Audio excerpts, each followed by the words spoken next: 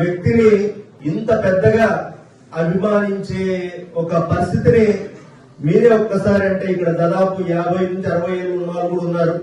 ఒక్కసారి వెనక్కి ఆలోచన చేస్తే మేబీ సినిమా వాళ్ళు వచ్చినప్పుడు ఎగబడిపోతుంటారు అక్కడక్కడ, లేదా ఒక క్రికెటర్స్ లేదా మంచి స్పోర్ట్స్ లో సక్సెస్ అయిన వాళ్ళు వచ్చినప్పుడు కూడా ఎగబడిపోతుంటారు.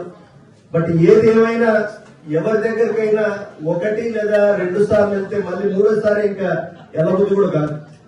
కానీ 2 రాష్ట్రాల చరిత్రలో ఒక మనిషి కోసం ప్రాణం ఇచ్చేందుకైనా సిద్ధపడి ఆ మనిషి కోసం ఏదైనా చేయడానికి, ఆ మనిషితో కరచాలనం చేయడానికి ఎంత పోరాటమైనా చేసి ఆయన దగ్గర చేరడానికి, ఒక మనిషి కోసం ఏదైనా చేసి దగ్గరికి వెళ్ళి ఒక ఫోటో సెల్ఫీ తీసుకోవడానికి ఆరాటపడుతున్నారో ఆ మనిషి ఈ తెలుగు రాష్ట్రాల చరిత్రలో ఉన్నది ఒకే ఒక్కడు. అది మన ప్రీతం నాయకుడు జగన్ అన్న అని చెప్పడానికి గర్వపడుతున్నాను. నేను చెప్పింది నిజమా కాదా మీరు ఒక్కసారి ఆలోచన చేయండి.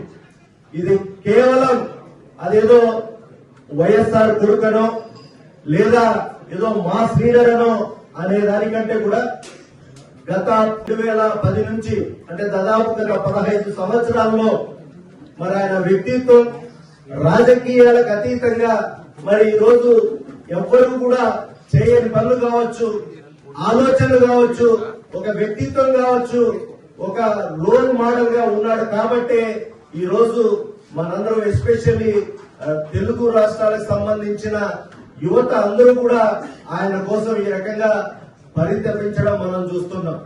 మరి ఎందుకు ఆయనంటే ఇంత పిచ్చి?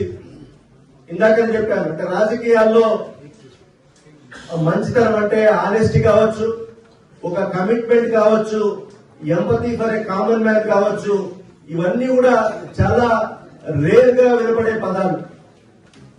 కానీ కేవలం ఒక జగనన్న విషయంలో మాత్రమే ఒక మనిషిలో, రాజకీయ నాయకుల్లో ఆనెస్టీ కనిపెడుతుంది. అట్లాగే ఆయన చేసే పరిపాలనలో ఒక కమిట్మెంట్ కనిపిస్తుంది. ఒక కామన్ పూర్ మ్యాన్ విషయంలో ఒక ఎంపతి కనిపిస్తుంది.